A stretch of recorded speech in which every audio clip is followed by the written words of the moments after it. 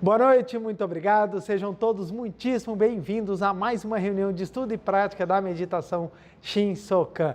Quero agradecer muitíssimo a presença de todos vocês e para iniciarmos a nossa reunião, faremos a oração que consta neste livro, Sutra Sagrada, a Verdade e Orações, volume 1, de autoria do professor Masaharu Taniguchi. A oração que nós faremos é a oração que consta na página 61. Lembrando que o meu livro é a 37ª impressão. A oração que nós faremos hoje é a oração para invocar a sabedoria da imagem verdadeira. Se você tiver o livro em casa ou algum dos presentes tiver o livro, quiser acompanhar a leitura, fique à vontade.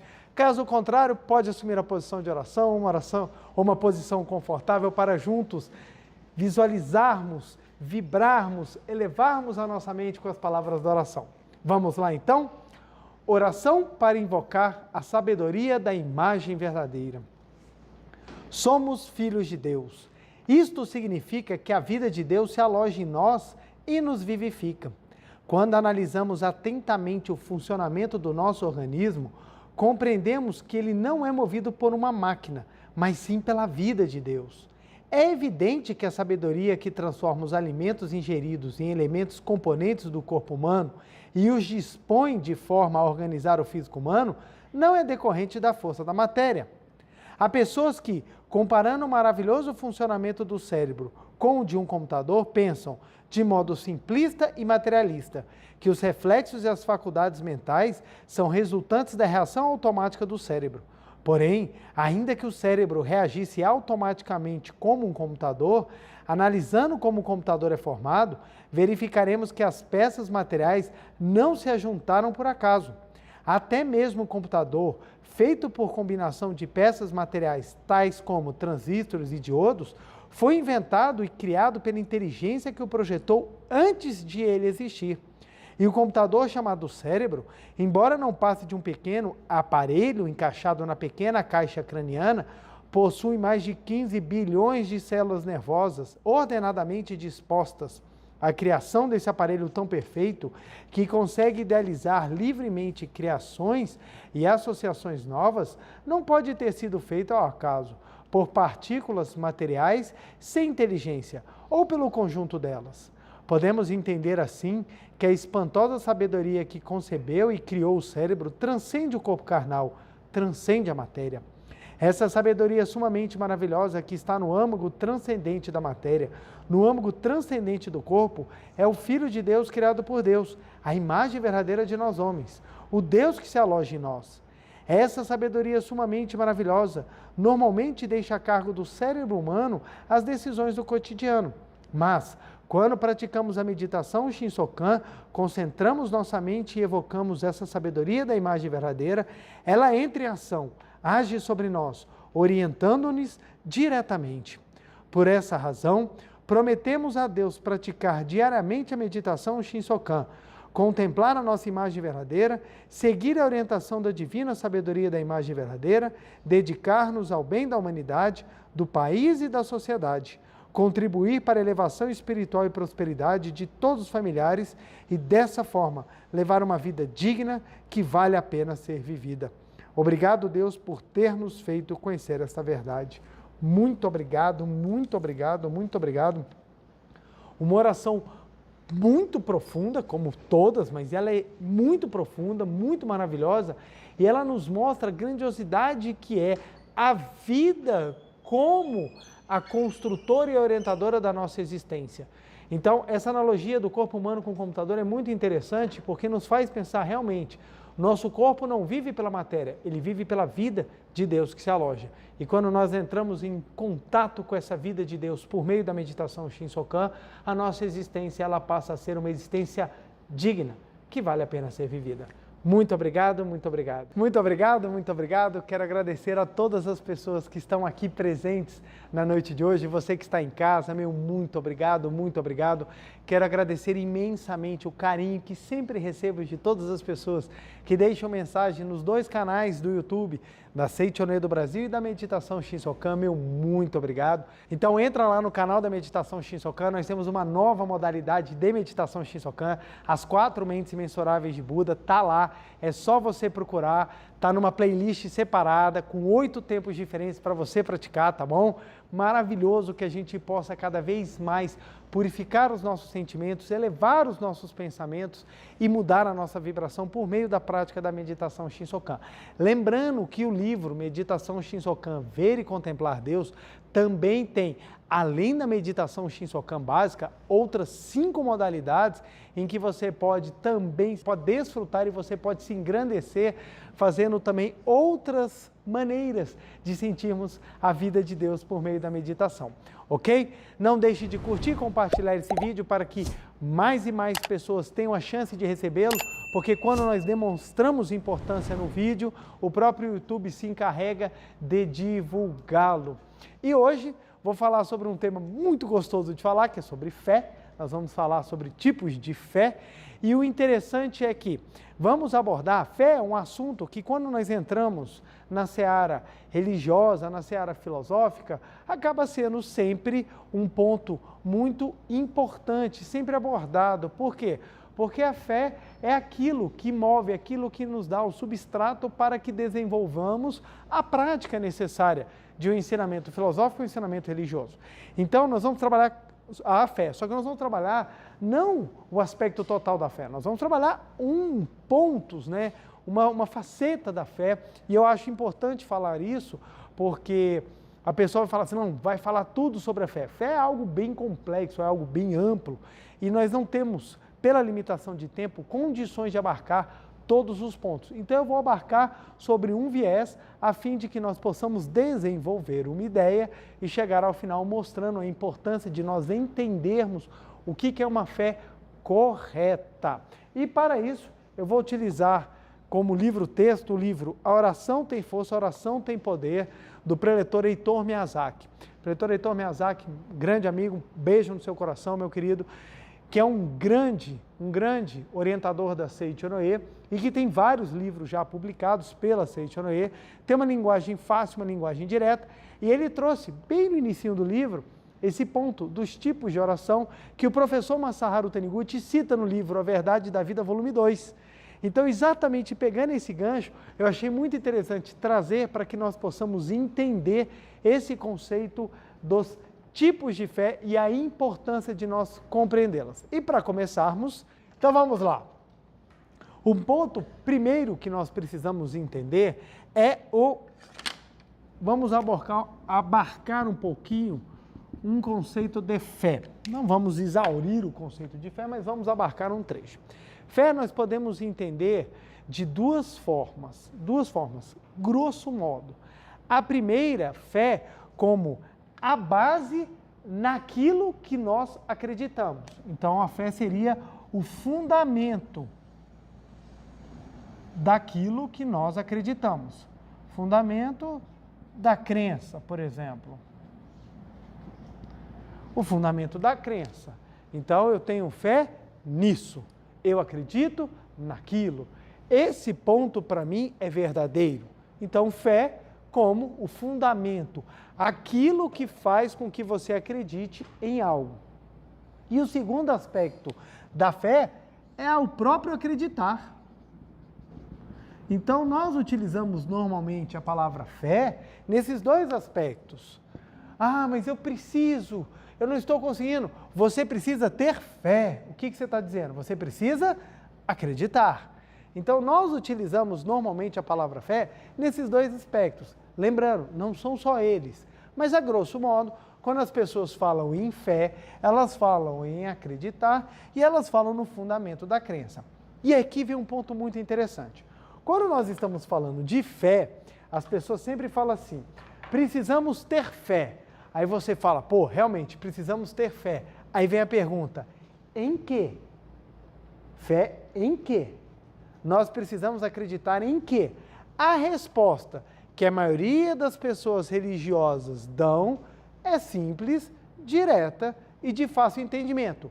Nesse linguajar, para nós ocidentais, você precisa acreditar em Deus. Não é tranquilo? Se perguntassem para a gente, eu estou passando por problemas, a pessoa ia falar assim, você precisa acreditar em Deus.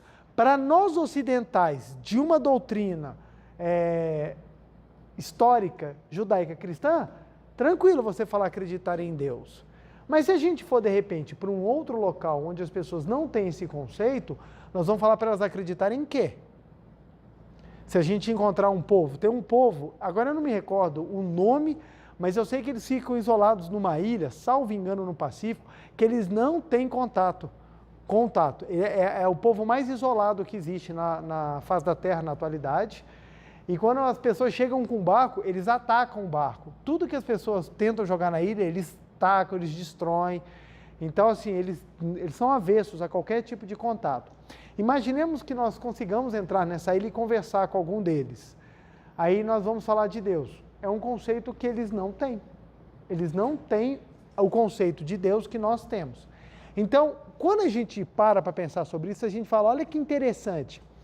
A fé é acreditar. Mas acreditar em quê? Nós vamos falar Deus, porque é algo que está facilmente gravado em nós. Mas se a gente for parar para filosofar sobre isso, a gente fala, caramba, e se esse conceito de Deus que nós temos não for um conceito tão correto quanto a gente imaginava? No que é que nós estamos acreditando? E aqui que nós vamos compreender o tipo de fé. Por quê? Acreditar e o fundamento da crença fazem parte de um mesmo movimento. O que eu quero dizer? A fé se desdobra em dois aspectos, mas esses dois aspectos compõem exatamente para onde nós vamos direcionar a nossa vida. Isso é importante, porque quando as pessoas adentram ou entram em contato, adentram nesse movimento, ou entram em contato com filosofias que mexem com as bases e as premissas de fé, elas se sentem, de certo modo, incomodadas. Por quê? Quando você fixa alguma coisa e você acredita piamente nisso, mexer nisso lhe incomoda. Isso em tudo. Isso em tudo. Se você tem fé sobre determinada situação, quer ver? Vamos pegar uma aqui. As pessoas antigamente tinham muito fé no chá, em tomar alguma coisinha, tinha aquelas receitas caseiras. Para aquela pessoa, aquela receita caseira, ela tem mais eficácia ou ela é melhor do que a indústria fármaco da atualidade. A indústria química hoje não tem a capacidade de desenvolver algo como um chá tradicional. Isso é uma fé que a pessoa desenvolveu. Não estou falando que um é bom ou melhor, não. Simplesmente eu estou falando de questão de crença. Tem pessoas que acreditam mais na ciência materialista do que na ciência mais, digamos assim, natural. Tem pessoas que acreditam que você consegue na natureza tudo o que você precisa. Tem pessoas que acreditam que você precisa tudo de complemento. Se você for conversar com uma pessoa dessa e for falar que a crença dela está equivocada, como é que ela vai ficar? Tranquila ou não? Ou não? Por que as pessoas comumente falam que tem 4 assuntos que não dá para conversar? Futebol, religião, política e gosto musical. Por que não dá para discutir isso? Porque normalmente nesses assuntos está embutida a fé. A pessoa acredita. E muitas vezes, por mais que você venha com argumentos, você não consegue, porque o fundamento da crença da pessoa é algo que ela preserva. Então, por isso que é difícil, às vezes, adentrar nessa seara, quando você vai discutir ou quando você vai falar isso, muito na lata. O que você precisa fazer? Você precisa desenvolver pensamentos lógico-racionais, a fim de que a pessoa, por si própria, ela compreenda que os fundamentos pelos quais ela está se baseando, talvez não sejam os mais adequados. Mas tem um ponto. As pessoas, dependendo da pessoa, dependendo da hora, dependendo do momento, da vivência que ela está tendo, aquela fé para ela é importante. Então, nem sempre a nossa fé, ela é uma fé adequada a todo mundo naquele momento, naquela hora. Nós temos uma divisão, por isso que na humanidade a gente tem tantos pensamentos diferentes e tantas maneiras de ver o mundo diferente. Porque para determinados espíritos, em determinadas maturidades, em determinados momentos, tem fundamentos de crença que são muito importantes para o aprimoramento. Então, é mais ou menos assim. Quando a gente começa a estudar na escola, as lições que são passadas para a gente são as mais básicas. Ninguém começa na escola com as lições mais difíceis. O que nós vamos fazendo quando a gente entra na escola? Primeiro a gente vai aprendendo a linguagem básica, a gente aprende a falar, a gente aprende a escrever, a gente aprende a ler, a gente vai aprendendo a desenvolver o raciocínio ao ponto de que, quando nós tivermos maturidade, os conhecimentos começam a ser transmitidos de modo mais profundo. Um exemplo clássico, nós aprendemos na quarta série, quinta série, quem descobriu o Brasil? Pedro Álvares Cabral. Aí contam a história de que ele estava navegando, veio o vento, empurrou a caravela e eles deram de cara com o Brasil. Quando a gente vai estudar a história, quando a gente vai ver historiadores com mais profundidade, eles veem que há contestações sobre essa história, de que não houve esse vento que empurrou, mas sim foi um movimento deliberado, porque eles já sabiam que existia alguma coisa aqui. Então foi algo premeditado. Mas isso não pode ser trabalhado com as crianças pequenas, porque com as crianças ainda está desenvolvendo aquelas coisas que é assim ou não é. Você não pode chegar para uma criança e falar depende, porque o depende é muito abstrato ainda. Tem que ser ou sim ou não, ou é ou não é. Por quê? Porque eles precisam de concretude, eles ainda estão em formação do raciocínio. É engraçado porque na escola é assim, ou é ou não é. Quando a gente chega na faculdade, o que é? Depende.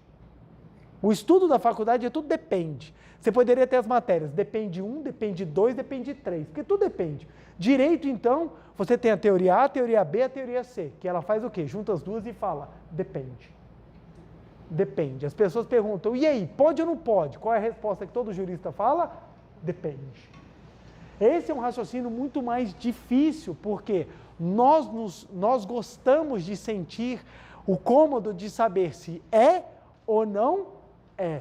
Isso é cômodo, é bom. Por isso que hoje em dia nós temos uma explosão de líderes dentro da sociedade, que eles dão respostas para você, ou é ou não é.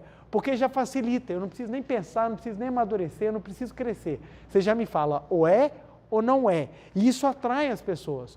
Quando nós temos líderes que falam, não, depende, esse cara não sabe, esse cara não tem opinião. Então, hoje em dia, as pessoas acham que ter opinião é você separar entre é ou não é. E não é assim que funciona. Nem tudo é ou não é. A gente precisa compreender que é muito mais complexo. E, para tanto, é necessário estudar, é necessário amadurecer. Então, o que acontece? Mexer com isso daqui é algo muito difícil, mas é fundamental. Por quê? Para que você tenha um exercício de fé saudável, olha que interessante, vou repetir. Para que você tenha um exercício de fé saudável, você precisa saber qual é a fundamentação da sua crença e partir para a crença em si mesmo. Você precisa exercitar. Exercitar. E aqui dentro da Seichonen nós podemos botar esses dois pontos exatamente assim, ó. O fundamento da crença está no estudo e o acreditar está na prática. Por isso que a gente fala tanto, tem que praticar. Como é que você faz o exercício de uma fé elevada? Por meio da prática. Se você não faz a prática, o fundamento da sua crença começa a esmorecer. Começa a esmorecer. Então, tem coisas, por exemplo, que são difíceis de trabalhar. São bem árduas mesmo, você precisa de um esforço grandioso. Elevação espiritual é igualzinho o crescimento em qualquer área. Você não tem grandes crescimentos com trabalhos fracos ou trabalhos superficiais. Não existe. Não existe. Eu vou conseguir o melhor fazendo o mínimo. Não é assim que funciona. Não é assim que funciona. Mas eu conheço fulano que não faz nada e tem tudo. Sorte de fulano ou azar de fulano. Não é assim que as coisas acontecem. Precisamos entender isso daqui porque grandes crescimentos ou compreensão de fundamentos grandiosos necessitam de grandes estudos. E para que a gente possa vivenciá-los, precisamos praticar. Então, por isso que a Seichonoye é algo completo. Por que ela é algo completo? Ah, porque nós somos melhores que os outros? Não. É porque nós fazemos o exercício do fundamento da crença e da fé. Ou fundamento da crença e do acreditar em si mesmo. Fazer com que aquilo se torne um modo de viver. Olha que interessante. O acreditar é o modo de viver. Modus vivendi. Um modo de viver. É um modo de viver. Você está acreditando no fundamento da crença. E se nós observarmos, presta atenção, não estou fazendo críticas a nenhum movimento religioso. Estou constatando um fato. Porque esse fato que eu vou constatar está, inclusive, também acontece dentro da Seichonoye. Seichonoye não está isento a isso, não. Todos os movimentos religiosos e filosóficos no mundo estão sujeitos a isso. De quê? Pessoas que falam que têm crença, mas não acreditam. Mas não acreditam. Não vivem. Falar que acredita, eu acredito em Deus. Isso todo mundo fala. Agora, você viver, você ter uma vida real de crença em Deus, pouquíssimos conseguem realmente viver acreditando em Deus. Eu acredito que tudo vai dar certo, mas você vive como se tudo vai dar certo? É que nenhuma vez conta-se a história, né, de que chamaram um grande líder religioso para orar numa cidade para vir a chuva. E todo mundo perguntava, se nós chamarmos para as pessoas daquela cidade, se nós chamarmos tal líder, você acredita que vai fazer chover? Acredito. Todo mundo acredita. E ficou todo mundo empolgado. Chegou o líder espiritual lá, quando ele chegou na cidade, ele falou assim, olha, minhas orações não vão funcionar. Aí o pessoal olhou, mas por que sua oração não vai funcionar? Estão aqui, milhares de pessoas aqui na praça reunidas, mas somente um garotinho veio com guarda-chuva. Só um garoto realmente acreditou que vai chover. Vai chover, eu vou levar guarda-chuva. O restante falou que acreditava, mas veio aqui para ver se vai acontecer. Então, isso é muito importante compreendermos, porque você vai falar, nossa, que legal. Então, o fundamento da minha crença vai dizer exatamente aquilo que eu estou aprendendo, para aquilo que eu vou viver, Por isso que a fé não é algo assim tão vago. Nós precisamos ter fé. Tá, fé no quê e como?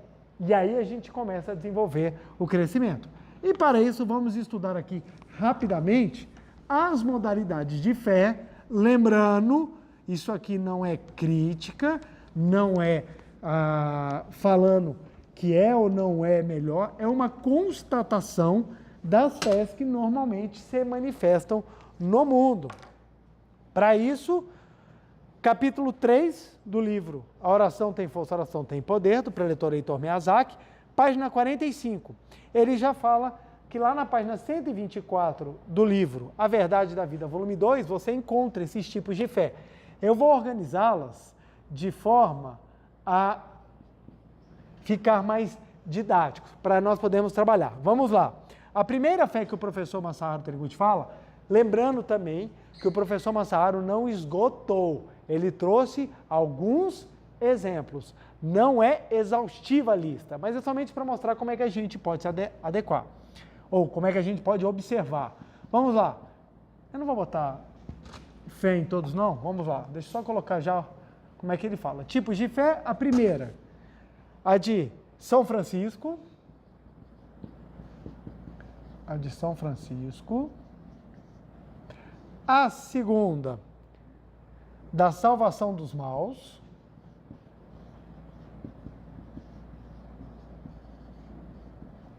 A terceira, a salvação que considera que o ser humano é fruto do pecado.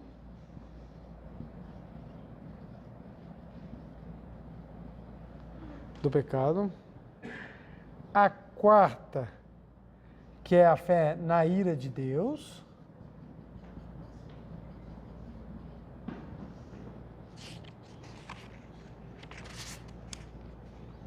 A quinta, que eu vou alterar aqui a ordem, ó, sofrer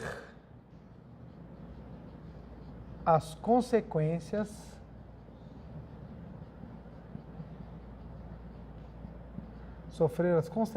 do pecado original,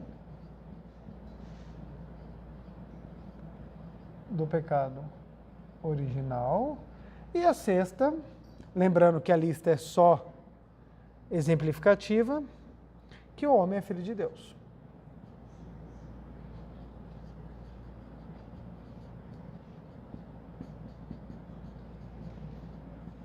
Vamos lá. Vamos trabalhá-las, uma por uma. Vamos lá. A primeira fé de São Francisco de Assis, que pedia ardentemente: seja-me dado o mesmo sofrimento porque passou Jesus Cristo. Então, nesse tipo de fé, a pessoa, apesar dela acreditar muito em Deus, ela tem uma fé muito grande, ela acredita que ela é merecedora dos mesmos estigmas de São Francisco, a fim de que ela possa se purificar.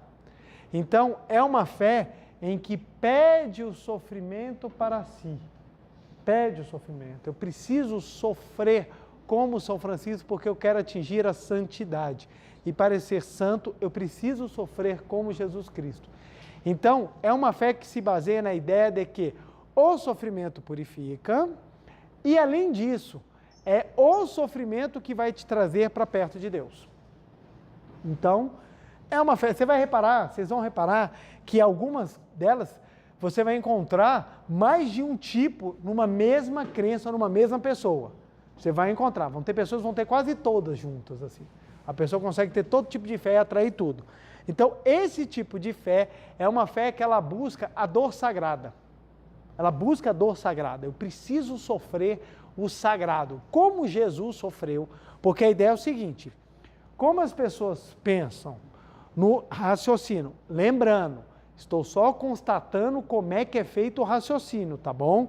Porque daqui a pouco vai vir alguma pessoa falando: preletor, você está falando mal da religião. Não estou falando mal de religião nenhuma. Eu estou trabalhando como é que as pessoas enxergam a fé, a premissa pelo qual a pessoa parte a crença dela. Apenas isso. O que acontece? Como algumas linhas ou algumas pessoas partem do pressuposto que Deus se dividiu em três, que é a Trindade, a Sagrada Trindade, que é Deus, Jesus e Espírito Santo. Ora, se Jesus é parte de Deus e Deus se fez crucificar para purificar os pecados do homem, a purificação só se vem pelo sofrimento. Ora, se Jesus, que era Deus, precisou sofrer, quiçá eu, que não estou nem perto da santidade. Então, essa é uma fé que ela exorta a dor e a purificação do sagrado. Então, para eu ser sagrado, eu preciso sofrer. Para eu ser sagrado, eu preciso sofrer. E se nós observarmos, normalmente os homens santos caminham por essa fé, por essa crença, né? Os homens santos, muitas vezes eles acabam buscando sofrimentos muito grandes na vida a fim de se purificar. A segunda fé é uma fé já baseada num pensamento de uma das linhas budistas, né, que é a seita Shin, que é uma seita budista que fala o seguinte: até os bons são salvos, então com muito mais razão os maus. Então tem uma visão muito da ideia de que o bom vai ter a salvação, mas mais ainda o mal, porque ele vai ter um despertar pela transformação da mente dele. Então é um pensamento que normalmente não é um pensamento muito trabalhado no Ocidente. No Ocidente nós temos a seguinte ideia. Olha que interessante. Ideia de novela, gente. Ideia de novela. Último capítulo de novela. Vamos trabalhar aqui. Último capítulo de uma novela. Como a última novela que eu acompanhei foi o Clone, então eu estou absolutamente desatualizado de tudo. Eu acho que todos os atores que fizeram o Clone morreram já de velho, eu não estou nem sabendo. Então o que acontece? Vamos imaginar uma novela, no capítulo final, você tem a vilã e a moça boa. Qual é a nossa expectativa? E se fizer diferente, o último capítulo vai ser detestado pelas pessoas. Qual é a nossa ideia? A moça vai terminar como? Feliz. E a vilã? Morre. Sofre. Vai para a cadeia. Ou sofre penas piores. Então, essa é a ideia. A vilã, ela tem que morrer, sofrer ou ir para a cadeia. E a mocinha tem que ser feliz, normalmente casando com aquele cara que provavelmente ficou enrolando a novela inteira, não tomou a decisão, ficava, oh meu Deus, gosta ou não gosta. Aí no último final corre para todo mundo casar e sair do casamento feliz. Essa é a expectativa, essa é a visão ocidental. Essa é normalmente a visão que nós temos.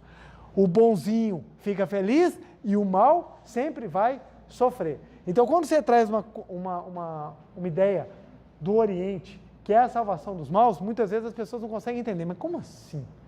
Como assim? Não conseguem entender esse viés. Isso daqui você precisa aprofundar um pouco mais para a gente trabalhar o porquê a seita Shin fala da salvação dos maus.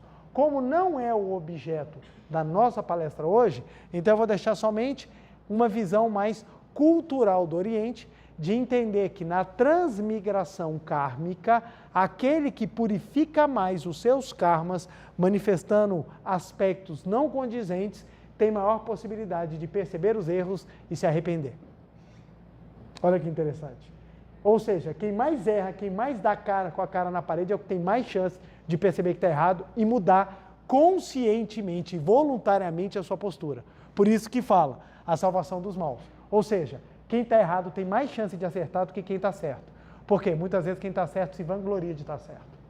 E quem está errado não tem glória nenhuma no que faz. Mas, como eu disse, não é o nosso objeto, a gente pode abarcar isso num outro momento. A terceira fé.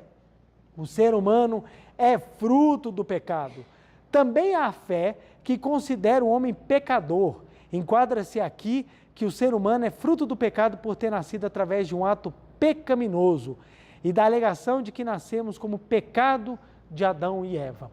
Então isso aqui é uma visão muito interessante, eu já ouvi essa visão de alguns pregadores que falam que Deus criou o homem e Satanás criou o sexo. Então a ideia de que o ato sexual é um ato pecaminoso, portanto, tudo que vem do sexo é pecaminoso. Nós somos pecaminosos. Logo, nós somos impuros. Impuros. Nós não nascemos abençoados. Nós somos impuros. Nós temos a fé que acredita na ira de Deus. Essa fé aqui, muito difundida por algumas pessoas. A fé que desperta o estado de pânico por acreditar na ira de Deus, no castigo de Deus, e que Ele mandará para o inferno os pecadores. E aqui nós temos uma turma que entra, tudo de mão dada, apavorada, com a ira e o inferno de Deus. Eu tinha uma conhecida que ela começou a participar do movimento da Seita Noé e ela ficou muito feliz, porque ela começou a resolver vários pontos da vida dela, porque ela começou a se tornar mais otimista, ela começou a se tornar muito mais convicta, ela começou a se tornar muito mais agradecida. Gente, a pessoa agradecida, ela é diferente. A pessoa satisfeita, ela é diferente. Ah, mas como é que a pessoa vai ser satisfeita? A satisfação não é uma questão material. A satisfação é uma questão espiritual mental. A pessoa satisfeita não é aquela que tem tudo. A pessoa satisfeita é aquela que agradece o que ela tem. É diferente. Ninguém vai ter tudo o que quer. Ninguém, gente. Ninguém. A ideia de que você vai ser satisfeito quando você tiver seus bens materiais é uma falácia. É uma mentira. E isso é vendido e as pessoas hoje em dia estão correndo atrás da miragem. Está todo mundo correndo atrás do leprechal e o pote de ouro atrás do arco-íris chamado matéria, achando que vai todo mundo ser feliz. Ah, se eu ganhar na Mega Sena, eu vou ser satisfeito. Não é. A pessoa insatisfeita, você pode enchê-la de dinheiro, ela continua insatisfeita. A pessoa que reclama, você pode resolver qualquer problema. O que acontece? Ela reclama. Tinha um casal de amigos meus, em que o cara queria que a mulher parasse de reclamar. E a mulher não parava de reclamar. O que ele fez? Ele fez tudo o que a mulher pediu. O que aconteceu? A mulher continuou reclamando. Porque não era entregar a ela as coisas materiais que ia fazer ela parar de reclamar. É porque as insatisfações interiores dela refletiam como insatisfações materiais. Ai, se eu tivesse um vestido novo, toma um vestido novo. Ah, mas é que eu não tenho um sapato que combina, toma um sapato. Ah, mas essa festa está no horário horrível, a gente troca a festa. Ah, mas o outro horário também está ruim, então a gente não vai na festa. Então eu comprei vestido para quê? Então joga o vestido fora. Mas vai jogar o vestido fora. Então assim, a insatisfação ela é eterna. Por que ela é eterna? Porque ela não é uma questão material, ela é uma questão interior. Por isso que a pessoa satisfeita ela é diferente. Porque a pessoa satisfeita, ela chega no local e ela irradia uma luz diferente. Que luz diferente é essa? É a paz espiritual que ela carrega.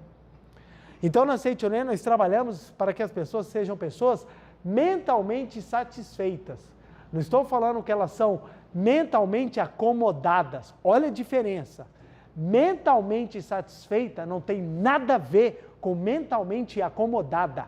Acomodada é uma pessoa preguiçosa, medrosa, que não quer avançar. O satisfeito, exatamente por ser satisfeito, ele sabe que pode mais e manifestar na hora certa, da maneira correta, para o seu crescimento, aquilo que lhe pode ser melhor. Então ele acaba sempre crescendo.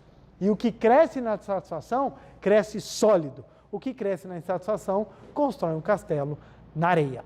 Então vamos lá. Os que acreditam na ira de Deus, eles têm como ideia básica de que Deus vai lhe punir. Então você faz as coisas para tentar amainar a ira de Deus. Então você fala, eu tenho que fazer as coisas para amainar. Então você está constantemente correndo contra um chefe mau, contra alguém que vai te punir. E não é uma punição qualquer. Não é uma punição qualquer, não é uma prisãozinha. É você queimar no mármore do inferno pela eternidade. Eternidade. Isso me lembra muito aqueles videogames, aquelas locadoras de videogame, ou fliperama que tinha antigamente. Você ficava numa fila para jogar aquele jogo que estava no nível 30 de dificuldade. Aí você ficava lá com sua fichinha, o seu cartão lá com crédito. Você demorava. Quando você chegava, você colocava o cartão, aí falava um crédito. Você apertava o botão para ligar, não dava nem tempo de você entender o que estava acontecendo, você já tinha morrido, já tinha acabado todo o crédito. Você ficou 30 segundos brincando, 1 hora na fila e brincou 30 segundos, e você sai sem entender o que aconteceu no jogo. Aí você fala, eu fico imaginando a gente vindo, num curto espaço de tempo, a gente tem que acertar tudo, não pode errar. Porque se errar, nós vamos ser mandados para o inferno. A gente tem que acertar tudo. Mas o detalhe, ninguém explica para a gente como é que funciona. Você chega todo perdido, com a sua única ficha, e fala, você só tem uma chance. Se você acertar, tu vai viver o resto da vida no paraíso. Agora, se tu errar, você está lascado. Eu fico me perguntando, qual é a chance de alguém acertar? A gente que tem conhecimento, sabe, estuda, ainda erra pra caramba, imagino que não tem. Quem não tem. É um negócio complicadíssimo, mas é uma maneira que as pessoas enxergam e é muito comum. E isso aqui tem sido utilizado com muita força para segurar pessoas em movimentos religiosos. Como no caso da minha amiga que eu estava contando, ela estava muito feliz, muito satisfeita, crescendo pra caramba, mas chegou num ponto que bateu nela, que foi o seguinte, ela ficou com medo da ira de Deus. E ela falou comigo, estou com medo de na hora da minha morte eu não ser abençoada e não poder entrar no céu. Então ela deixou de praticar a Seichonoye exatamente pelo medo da ira dela, porque falaram para ela que se ela saísse do movimento que ela frequentava, Deus jamais a perdoaria. Aí eu, rapaz, acho que nem aqueles parentes magoados que a gente tem é tão assim, velho. Eu jamais vou te perdoar se você sair do meu movimento. Aí eu fico pensando, Qual é a moral de um Deus desse para ensinar o perdão? Aí depois você volta para o ensinamento, aí você está lá magoado, a pessoa fala, perdoa. Ah, mas vou perdoar para quê? Se Deus não me perdoa, eu também vou ser rancoroso. A base da vida é o rancor. Olha como é que isso influencia diretamente, gente. Diretamente. Exatamente porque as pessoas acreditam que existe uma guerra no céu, elas acham que é normal a guerra na face da terra. Então as pessoas brigam em nome de Deus, por quê? Porque a fé de que Deus está em conflito legitima tudo. Ora, se Deus está na pancadaria no céu, por que eu não vou sair nos tapas aqui embaixo também? Então o movimento religioso, que era algo para trazer paz, não está trazendo. Não está trazendo. Por que as pessoas, mesmo praticantes de fé, acabam se tornando extremamente litigantes, extremamente bélicas? Porque elas acham que o ato de lutar é da natureza divina. Então, Deus está lutando, eu também vou lutar. Então, você começa a pegar. Eu já vi, gente, coisas assim muito interessantes, como livros sagrados com capa de camuflagem de exército. Um livro religioso com capa de guerra. Eu falo assim, não é a essência de nenhuma dos ensinamentos religiosos grandes que pregam a vida, a guerra. Pelo contrário, todos eles pregam paz, todos eles pregam isso. Vamos lá, o quinto, para a gente poder vencer todos. Sofrer as consequências do pecado original. Ou seja, levaremos uma vida de sofrimento por causa do pecado original. Então, o sofrimento faz parte da minha vida. E quem é que quis isso? Deus. Então, observa. Só nesses 5 exemplos aqui, a gente já observou o quanto que uma fé baseada num pensamento assim, nos leva a acreditar em coisas que não são a totalidade do Deus verdadeiro que é por amor. Volto a frisar, não estou criticando movimentos religiosos, estou mostrando perspectivas de fé. Perspectivas de fé. Quando a gente enxerga isso daqui, a gente observa e entende por que às vezes pessoas que não são fervorosas religiosamente sofrem menos do que as que são fervorosas. Olha que interessante.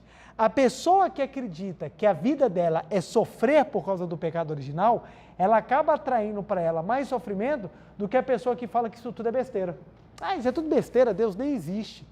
Como ela não acredita que ela tem que sofrer, ela aceita muito mais fácil as bênçãos do que aquela pessoa que é religiosa. Gente, tem pessoas que recebem uma dádiva e falam assim, ai gente, olha, sei se eu mereço isso não. Ai meu Deus, será que eu mereço isso? Eu sou tão ruim, eu sou um pecador tão horrível.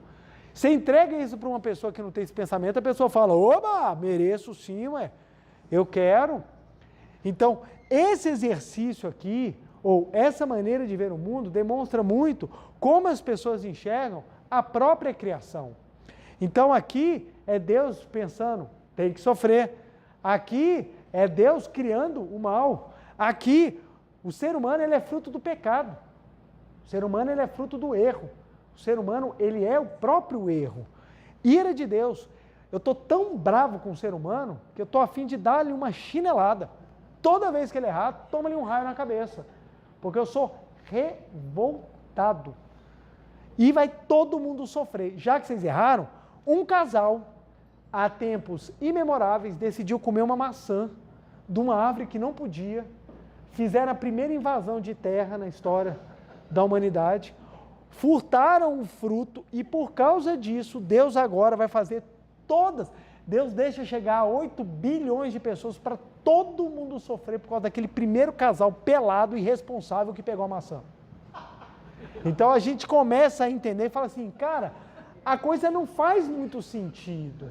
Não faz muito sentido. Eu estou exagerando, mas isso aqui é para mostrar para a gente que você começa a falar assim, mas espera lá, que Deus é esse? E é essa linha de questionamento que o professor Masaharu Taniguchi começou a traçar na sua vida, ao ponto de, ele buscou o sofrimento, porque o professor Masaharu Taniguchi se achava um pecador, ele buscou o sofrimento avidamente para se sentir purificado, mas mesmo levando uma vida como São Francisco, ele não conseguiu se sentir purificado.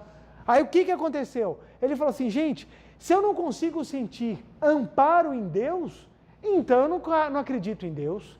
E é uma época que ele dá um salto de uma fé que ele tinha num Deus que punia, ele foi para uma descrença de Deus, que ele falou, eu não acredito, eu renego um Deus que me puna, eu renego um Deus que não me ame, porque Deus é amor e isso não tem nada a ver com amor, e aí, nesse momento ele está com a mente apta a descobrir um novo caminho, que é quando ele chega, na verdade, homem e filho de Deus.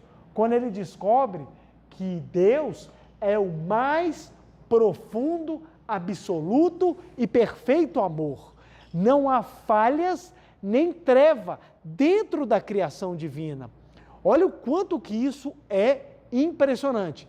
Não há treva, não houve falha na criação divina, não houve falha nenhuma. A criação divina ela continua sendo perfeita.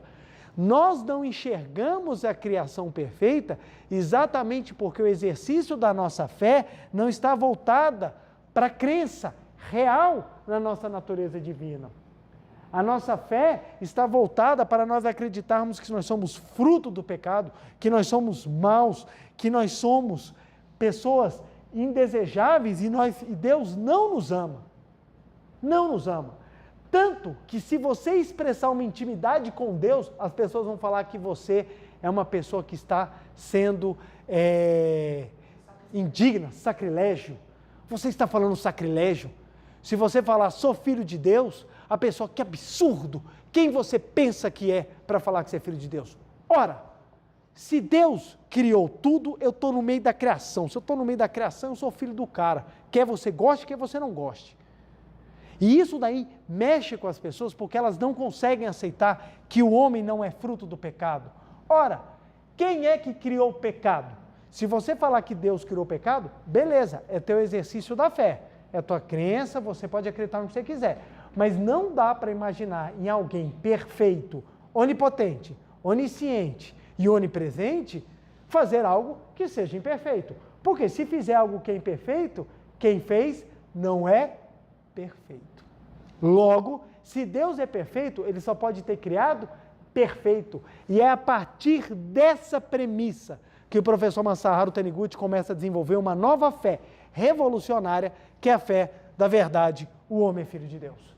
Que ele afirma categoricamente, só existe Deus e o que vem de Deus, e originariamente Deus não criou pecado, doença, nem morte. É aqui que a Seichonoye fundamenta e fala, não existe a doença, não existe o pecado, não existe a morte. Aí a pessoa vai ficar em choque e fala assim, que absurdo o que você está falando.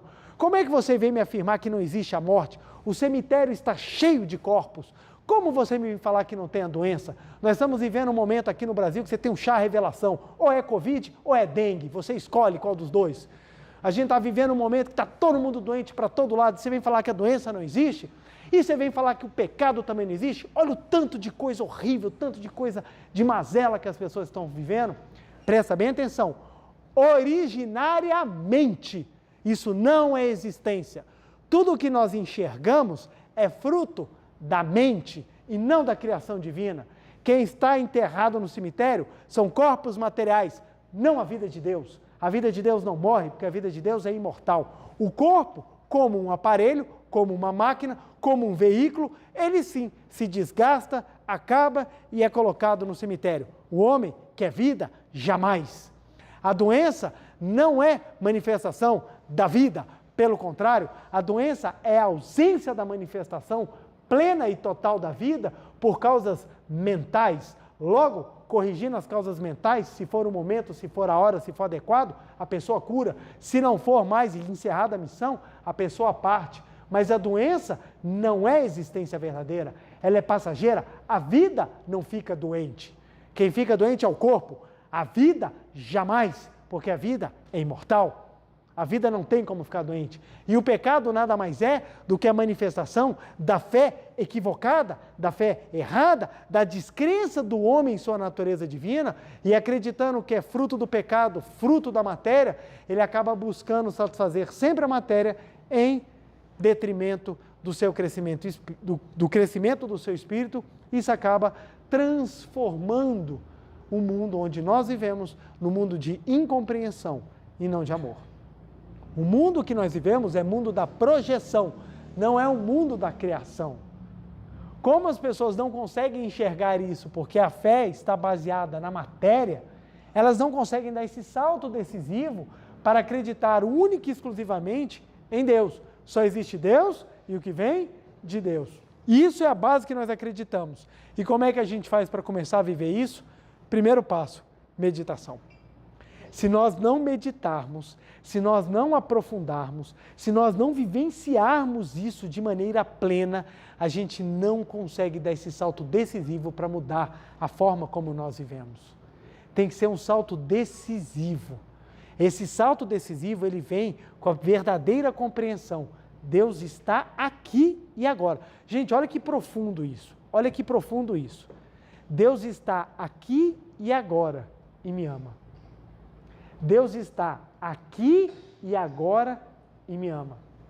Deus está aqui e agora dentro de mim, fora de mim, ao meu lado, embaixo, em cima, e me ama, e me protege, me acolhe, me dá forças e faz tudo por mim. Acreditar nisso é muito importante, porque quando nós temos essa fé verdadeira e acreditamos que Deus está aqui e agora dentro de mim, o que temeremos? O que temeremos? O que temeremos? Pretor, eu tenho medo de ficar sozinho, eu tenho medo de ficar sozinha, eu tenho medo de perder o emprego, eu tenho medo de morrer, eu tenho medo de ficar doente, eu tenho medo de A, eu tenho medo de B, eu tenho medo disso, medo daquilo, eu tenho medo de ter medo daquilo. Aí a gente começa a reparar por que a gente tem tanto medo, por que o medo hoje em dia é o sentimento mais destruidor que nós temos na humanidade. Porque o medo é a total falta de fé de que Deus está aqui e agora, dentro de nós e nos provê. Quando nós acreditamos que Deus está aqui e agora, você começa a ter paz. E a paz vem aliada a dois sentimentos muito importantes: gratidão e satisfação. Por isso que o professor Masaru Taniguchi, numa das suas orações, ele fala: estou, neste momento, serenamente assentado no âmago da vida de Deus, de onde tudo me provém. Gente, isso é tão lindo. Isso é tão lindo, isso ajuda tanto em momentos de dificuldade, quando a gente perde o horizonte, quando a gente perde o chão, quando a gente acha que não tem condição de fazer nada, e a gente se lembra: estou neste momento, serenamente assentado, no âmago da vida de Deus, de onde tudo me provém. Gente, como isso é maravilhoso, como isso é engrandecedor, como isso é absolutamente completo, para que nós possamos compreender o que é realmente a vida e o que é realmente o nosso propósito de exercício do caminhar da vida. O nosso propósito aqui é nós compreendermos que estamos no âmago da vida de Deus. No âmago da vida de Deus. E quanto mais no âmago da vida de Deus nós estivermos, e quanto mais no âmago da vida de Deus nós compreendermos que nós estamos, mais a gente consegue ter confiança de que realmente Deus está ao nosso redor, dentro de nós, nos protegendo, nos abençoando, nos impulsionando, que nós vamos passar por aquela situação crescendo e aprendendo, e não só sofrendo e desanimando. Isso é fundamental. Por isso que é tão importante quando nós entendemos os tipos de fé, que nós possamos nos enxergar, sem julgamento, viu, gente? Sem julgamento. Deus não julga ninguém. Deus não está lá no céu olhando: ah, bonito, né? Ah, bonito. Ah, você vai ver quando você chegar aqui. Você vai ver. Já vou te barrar na portaria. São Pedro não vai deixar você entrar, você já vai direto para o inferno. Você já vai direto. Não é assim. Não é assim. Deus é o mais profundo amor. O mais profundo amor é algo tão sagrado que muitas vezes a gente não consegue nem compreender tamanha profundidade do que é o verdadeiro amor. E é esse o amor que é prometido. É esse o amor que é a nossa essência. É esse amor que nós temos que viver. E para que nós vivamos, a gente tem que primeiro enxergar que o amor faz parte da gente. Faz parte da gente. Por isso que na primeira epístola de João, capítulo 4, versículo 8, o apóstolo João já falava: se não consegues amar, não conheces a Deus, porque Deus é amor. Como é que do amor pode vir tamanho ódio, tamanha ira, tamanho desprezo pela criação, que conforme as Escrituras bíblicas, as escrituras judaicas do Velho Testamento, diz que o homem é a imagem e a semelhança de Deus. Nós só vamos ser a imagem e a semelhança de Deus se nós formos verdadeiramente filhos de Deus. Senão nós não vamos ser imagem. E é interessante que Jesus Cristo falou isso. Jesus Cristo, quando foi ensinar a oração, ele falou: entra no teu quarto em silêncio e ora da seguinte forma: Pai... Vocês conhecem essa oração, gente? Então como é que é? Pai nosso. Se não fosse nosso, ele teria falado: meu Pai. Só meu Pai. Ajuda essa galera aqui de baixo. Ele falou: Pai nosso que estais no céu, santificado seja o vosso nome. Venha a nós o vosso reino. O que é o vosso reino, gente? É o céu. Como é que pode o céu vir para a gente? Só vem o céu para a gente se dentro de nós já existir o céu, porque se ele não existir dentro de nós, não tem como você entrar. É aquilo que eu falo. As pessoas têm uma visão, para encerrar que meu tempo já acabou, as pessoas têm uma visão às vezes infantil do céu. Ah, eu vou morrer, eu vou para o céu. Aí pensa, a pessoa é fofoqueira, maledicente, a pessoa é preguiçosa, a pessoa é uma porcaria de ser humano. Vai morrer e vai para o céu. O que vai virar o céu? O que vocês acham? Você imagina o céu cheio de fofoqueiro. Aquelas senhoras que ficam lá, passam a semana inteira rezando, mas está lá na porta de casa, funciona melhor do que uma câmera de segurança 24 horas, sabe tudo da vida de todo mundo e chega para outra irmã e fala assim: irmã, não quero fofocar não, mas preciso lhe fazer um comentário. Esse comentário é muito importante. Aí você junta esse povo todo, aquele povo que fala que é fiel, mas está traindo a esposa, aquele povo que fala que está acreditando em Deus, mas está enganando os outros, está alterando produto, está sonegando impostos, vai lá, junta esse povo todo e manda para o céu. O que vai ser o céu? Novela das 6, novela das 7, e por aí vai. Que céu é esse? Se você quer viver o paraíso, só é possível viver o paraíso se o paraíso estiver dentro de você, e você passar a manifestar o paraíso. Por que a gente fala que as pessoas que praticam a Seitoné podem transformar o seu lar no paraíso? Não é porque vai cair um raio e vai todo mundo se transformar. É porque você vai começar a levar o paraíso para dentro de casa. E aonde a mente com o paraíso estiver, ali manifestar-se-á o paraíso. Mesmo que não tenha ouro, mesmo que não tenha riquezas. Porque o paraíso é um estado de sublimidade, é um estado de agradecimento, é um estado de você se sentir pleno, satisfeito.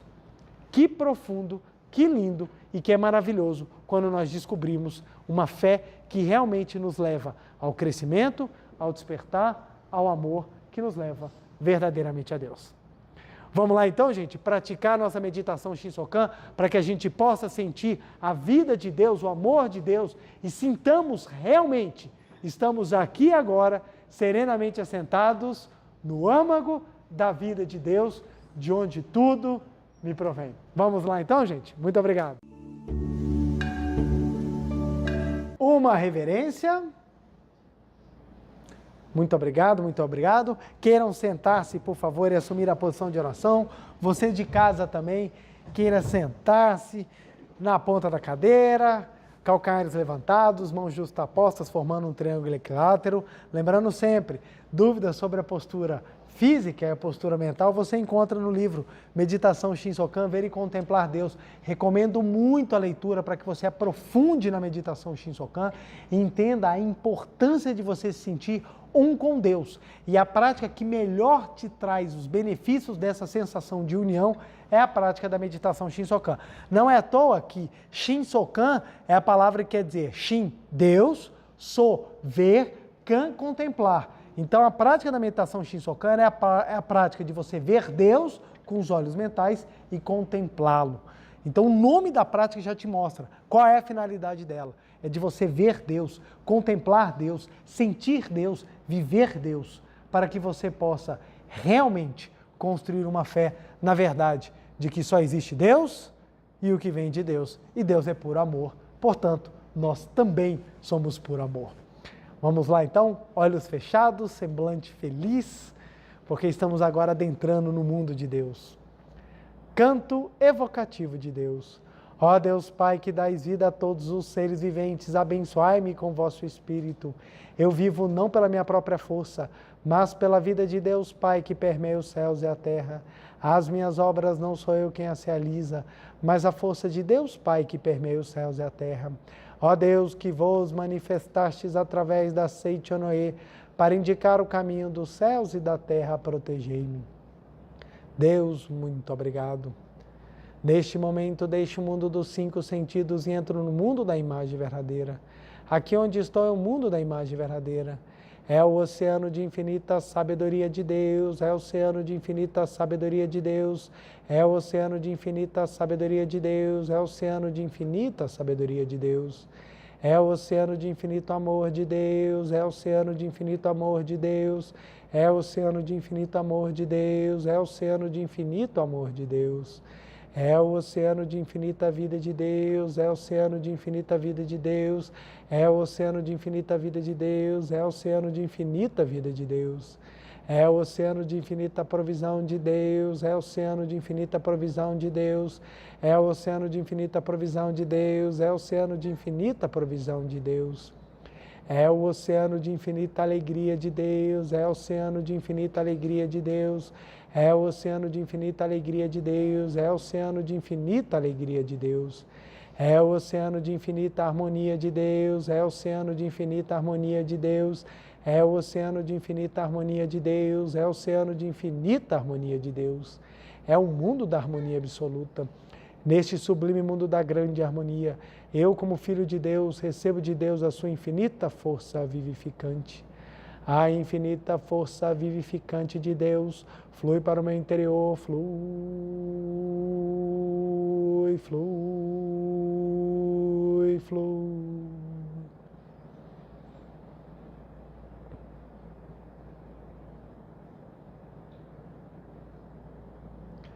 Pela luminosa força vivificante de Deus, sou preenchido, sou vivificado, sou preenchido, sou vivificado, sou preenchido, sou vivificado, Deus. Muito obrigado.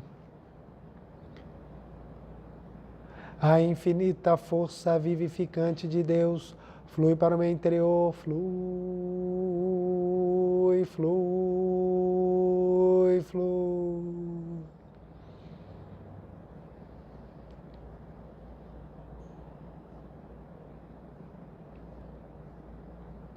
Pela luminosa força vivificante de Deus, sou preenchido, sou vivificado, sou preenchido, sou vivificado, sou preenchido, sou vivificado, Deus. Muito obrigado.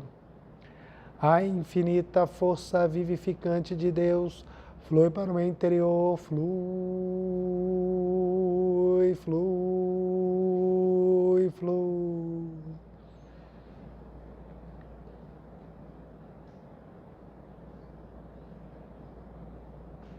Pela luminosa força vivificante de Deus, sou preenchido, sou vivificado, sou preenchido, sou vivificado, sou preenchido, sou vivificado, Deus. Muito obrigado.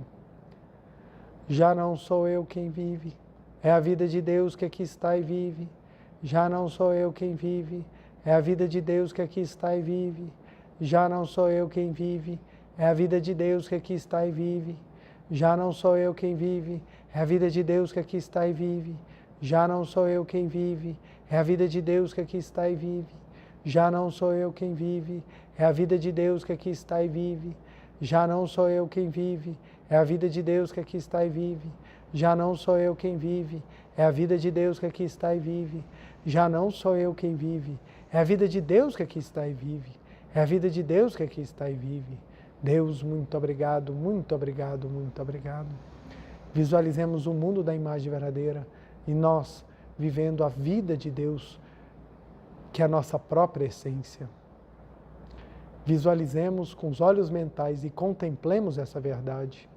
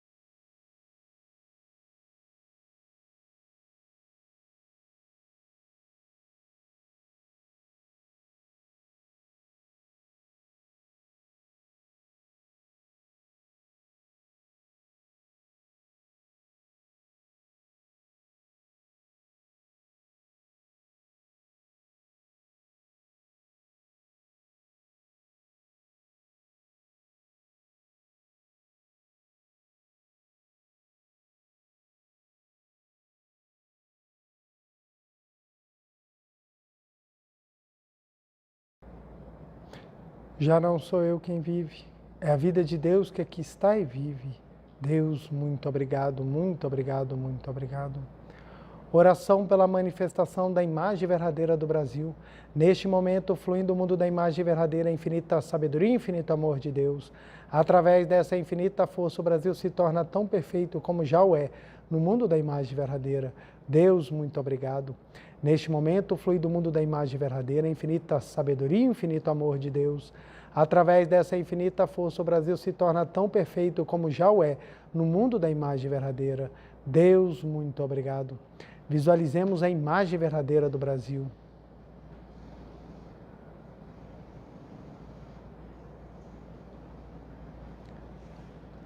Oração pela paz mundial. O infinito amor de Deus flui para o meu interior e em mim resplandece como uma brilhante luz espiritual de amor. A luz espiritual de amor cresce e cresce em intensidade, cobrindo o coração de todo o povo da Ucrânia, de todo o povo da Rússia e de todos os povos do mundo. Somente com pensamentos de amor, paz, ordem da verdade, centrada na vontade de Deus. O infinito amor de Deus flui para o meu interior e em mim resplandece como uma brilhante luz espiritual de amor. A luz espiritual de amor cresce e cresce em intensidade, cobrindo o mundo completamente, preenchendo o coração de todas as pessoas, o interior de todos os animais, plantas e fungos, somente com pensamentos de amor, paz, ordem da verdade, centrada na vontade de Deus. Muito obrigado. Visualizemos a paz mundial.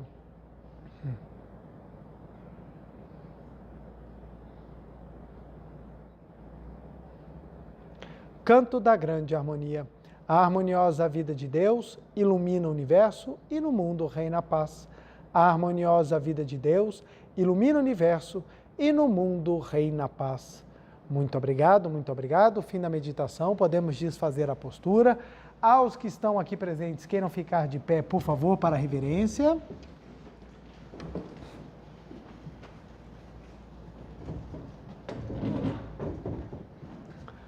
Uma reverência. Muito obrigado, muito obrigado. Podem se sentar.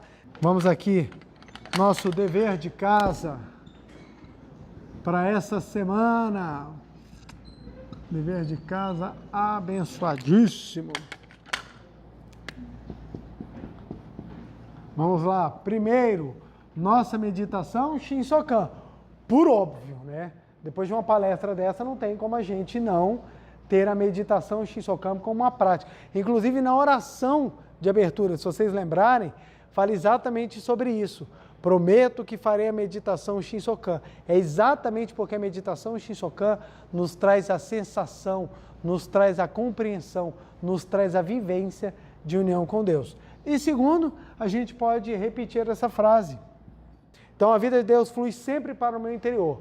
Então, vamos sempre visualizar, sempre mentalizar isso para que a gente possa cada vez mais sentir que a vida de Deus flui no meu interior.